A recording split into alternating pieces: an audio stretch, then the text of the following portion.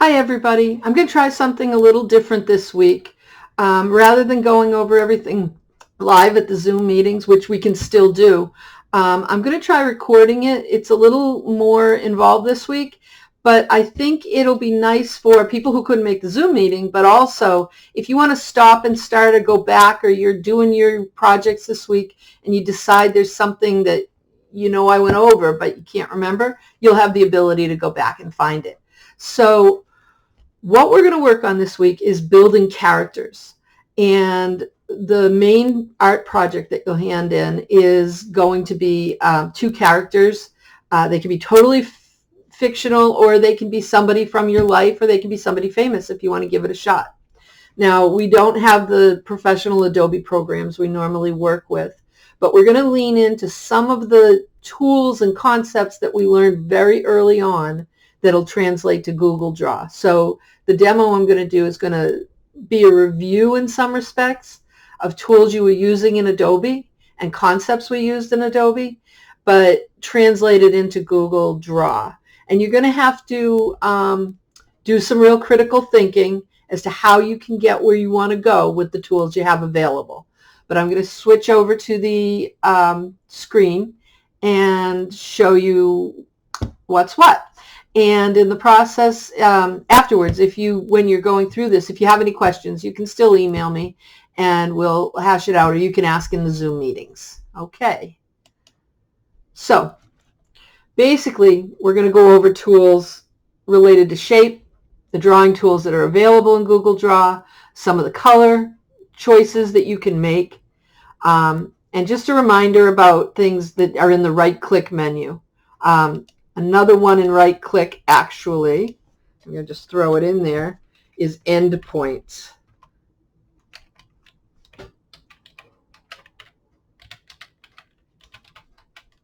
I have it listed up above, but I believe you can get to that through the right-click menu, which is pretty handy. So we'll talk about that too.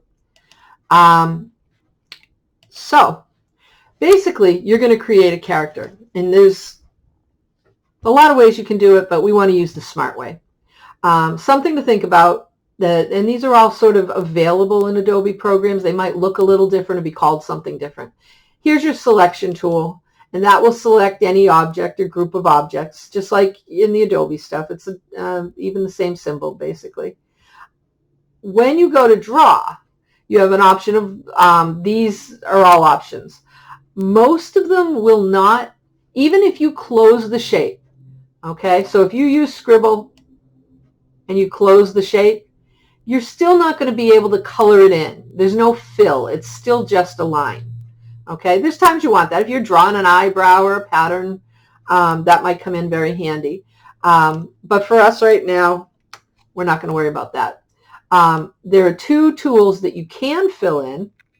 The curve tool will make a shape, and where you let off of the mouse, it'll start to curve, and then you can decide where you want that curve to go.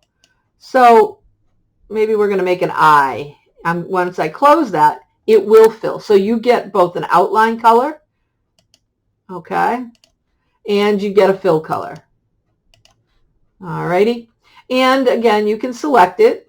You can change its shape, and you can make it bigger or smaller without changing the shape. Just like before, if you hold Shift, it'll retain its proportions. Okay. Now, another handy-dandy thing you can do with that, which I didn't realize was in there at first, is if you right-click, you can get endpoints. And once you get the endpoints, you can adapt just like the anchors and not so much the handles, but the anchors before. So again, that's under right-click if you want to get those endpoints to come up. So the other tool that's in here that we should talk about in terms of color is the polyline. And it's pretty similar to the curve, except it's more geometric and gives you angles, but it'll do the same sort of thing. So the tools you want to focus on probably are curve and polyline if you want to fill in a shape, Scribble if you want to make a sort of free-form organic line, and then the line tool up here will help you too. Okay? It's not that you can't use the others, but it's limited. All righty. So you've got that.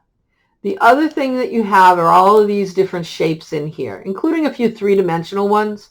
We'll go over those a little bit more next week, but just know they're there.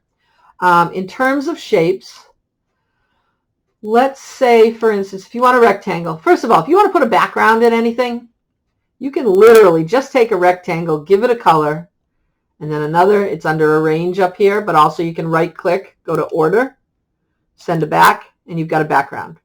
Okay. I tend to do the backgrounds last because when you start clicking on a bunch of things that are in your foreground, sometimes it just kind of gets in the way. But know it's there and know you should fill your entire page. Okay. Not just the character. At least in general, and as far as artwork goes, that's the case. Under shapes, you've got your circles, your squares. Keep in mind, again, nothing new. If you make a rectangle, you can make it any shape. If you hold shift, it will make a square. And let's make a circle too. If you hold shift when you're in the circle, you get a perfect circle. As opposed to not holding it, you'd get an oval. So those things have not changed, and those will be handy for you. Another thing that you'll find in the shape menu, if you get into some of the little funkier shapes, I was using this one a lot for making a body. All right, so say we want to make a body. Okay. I'm going to get these at least out of the way for the time being. Actually, we probably don't need that. You can rotate by tipping it upside down, just like in past programs. See this little yellow here? If you come out here, you're changing the shape of the bounding box, okay? But if you want to adjust the size here, it's not, if you look at the top, it's not changing the top. You're just adjusting the bottom. So whenever you see that little diamond, know that that's what that will do, okay? So say we're going to build a form. I'm going to come in here and maybe, let's say I'm going to take this one and I'm going to make some arms. Okay. So I'll put the arm over here. I'm going to make it overlap. I can angle it a little if I want to. I can change the curve by moving that little yellow diamond. All right. Now we're not going to reinvent the wheel. We're going to do something we always did before. Control C, Control V, copy and paste. Again, in that right click menu, if I go to rotate, I can not only rotate, I can flip horizontally and vertically. And horizontally means it's going to flip on a horizontal axis. So, right click, rotate, flip horizontally. If I did vertical, see this flipped left to right, not up to down. Vertically means up to down. Okay? So you can start building shapes that way. This is going to involve a lot of layering. Okay? And so, for instance, if I wanted to give this person, I don't even know what this person is, but I could go to shape, and maybe that person's going to be wearing a V-neck. Okay? I can take that, flip it around, make it a different color, and so on. One of the decisions you want to make early on is, do you want outlines or do you not want outlines? If you don't, you're just going to rely on implied edges. Okay? Where the blue stops and a background that's yellow begins, that's an implied edge that's going to say this is a person and that's a background.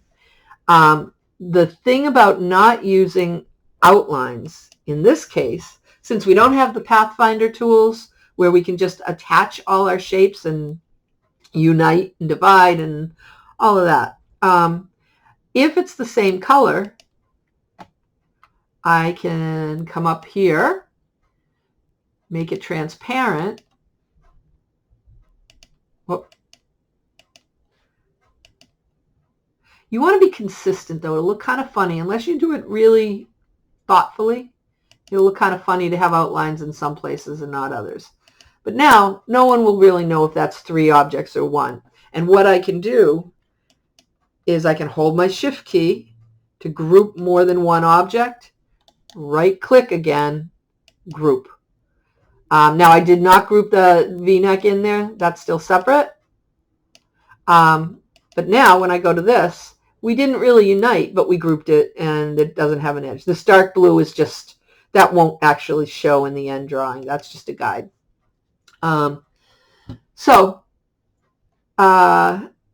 Skin-wise, too, if you're doing a nose on top of a face, you may not want that black outline there. You might just want to use a different shadow or something.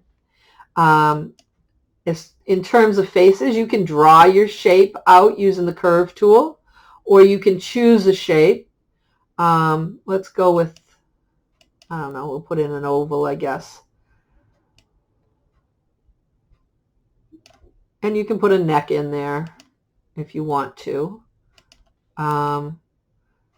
Next week, we're going to do posters using this sort of theory with, cartoons and, words. We'll talk more about that later. But you can use your characters for this week in your posters about this quarantine period if you want to. So, at any rate, if you take off, in some cases, that might make more sense. Your call. Whoop.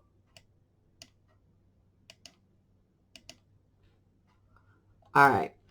Now, if you're going to do something like an eye, you can draw your own. You can take and alter a shape. This one. Let's go and we'll use that curve tool. Actually, let's make this the center of the eye first. So I can make a circle. I didn't hold shift that time, though I probably should have. So let's say that's, maybe I do want an outline on this. Maybe I'm going to make it a deeper blue, and I might actually make it a little thicker. And then I'm going to color the actual shape with a lighter blue. That's a little too much contrast, but let's turn it off for now. I can Control C, Control V. So I've got another circle. Hold the shift. Make it smaller, darker. Now I've got the shape of my eye. I'm making this really big so that you can see it. I'm not sure if it's going to work the way I think, but we'll see how it goes. Now I can take my curve tool and say that's going to be the corner of the eye, and it's going to curve it about there. I'm going to curve it back about there.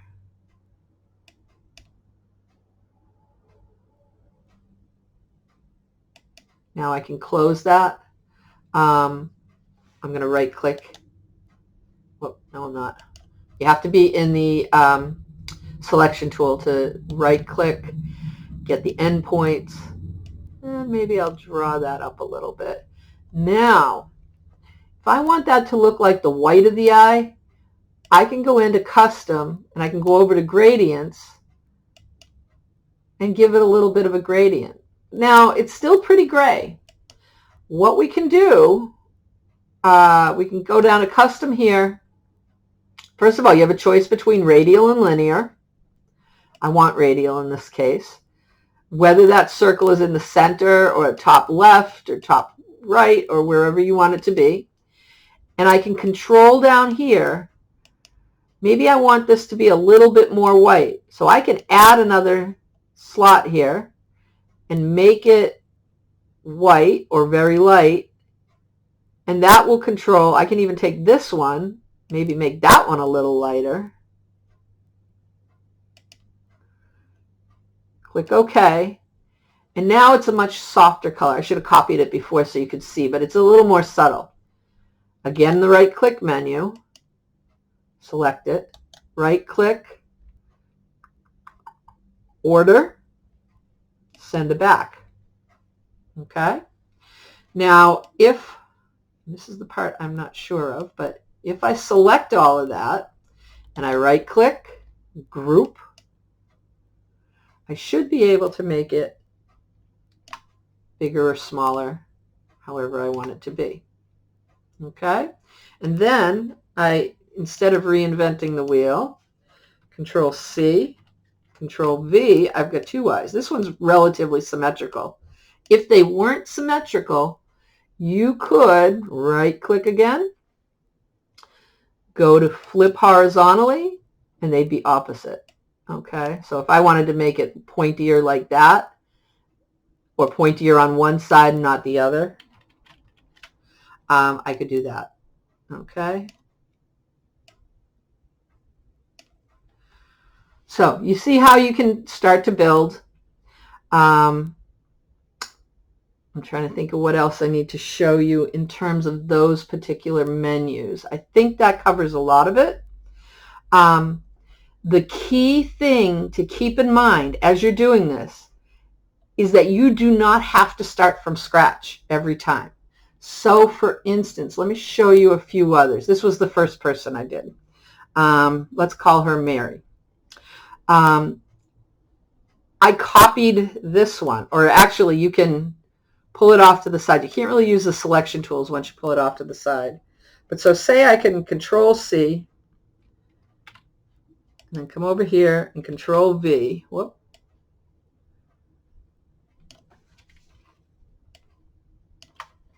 And I can do a whole new character just by changing this. You can see I use that to create. I didn't use it for this one because that's a different head shape. I might have just changed the head on it. But the shape of the face was the same as this one over here. So all I did was I grouped it when I did all that. You can put this in here, right click, ungroup, and then I can start changing things. I still have Mary over here and she's all grouped together, but now I can change. I can change the shape of the face.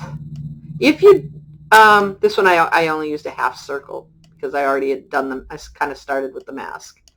But you can change that. You can change the colors. You can change the hair. And let's see. I'm going to assume you guys can make the jump from Mary to a character I already did. So we're not going in and redoing all that. So let's take Jane. Okay, Jane started out as Mary. I grouped, it's all grouped together. So if I hold shift, I can make it bigger and smaller. What's going to make your characters interesting, first of all, is to give them character. And there's a worksheet that you should do first that helps you think about their personalities and what kind of clothes they'd wear and so on. This is an instance where it doesn't matter. I didn't bother to take the outlines away because of the fact that she's wearing sort of a vest, or the torso is different than the sleeves. Send to back, send to front under order, which you right click to get, order, send to back, send to front, can really be your friend. Okay, so no matter what order you decide to do it, like I added the collar later. If I right click, whoops, I'd have to ungroup. Ungroup. So if I want to take that and send it to the front, order, bring to front.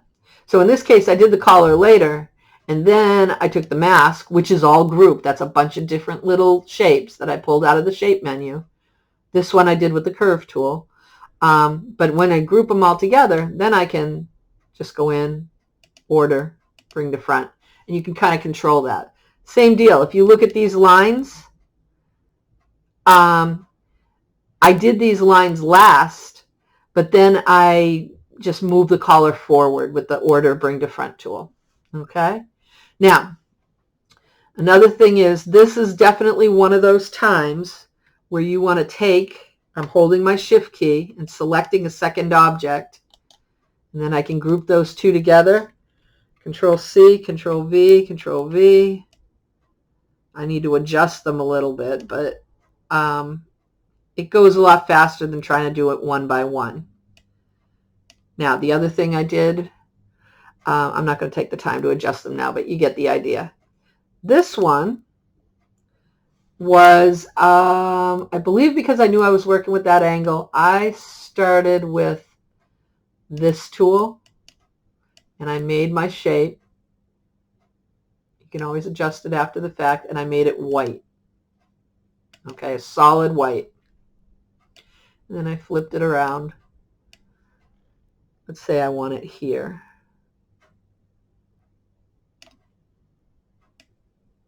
I can make it bigger. Now I'm going to have to do this bring to front thing. If you have a solid color and you go up to this bucket and you go down to custom, it'll give you this menu here where you can control the hue and you can control the transparency. I wish it wasn't right in front of it, but let me do this. I'm going to cancel out of that for a minute. Then I'm going to shift everything over, and we're going to try that again. Okay, you can see your white there. If you control the transparency, well, you can't see it anyway. But you can control, you can see that. And then I can order, you know, you can play with some of these others too. I'm just going to bring it to the front. You can do more than one at a time. So I could do this, this, and this. Order. No, maybe you can't. Yep. Order, bring to front. Okay. So now these are in front of that transparency. And I can adjust here to what I need it to be. And so on. So the real beauty and interest in these is going to come from how much you layer and how well you pattern and your creativity as to making these characters come alive. Now, you do not have to do a mask. You can do a mouth and a nose. I just know that next week we're doing quarantine. Even so, you could do your puppy. It's totally up to you. This is just kind of the tangent I went off when I was showing you these. So hopefully I covered everything that we need. And this you can look back on and use when you do your assignments this week. If you have any questions, let me know. You know, I'm always here. We can Zoom, or you can just email me, or, you know, if we Zoom, I can show you my screen and we can figure things out. Okay, or you can show me your screen. So have a great week, and let me know if there's any questions. Read through Google Classroom for the week, and it'll give you everything you need to know. Bye now. Take care.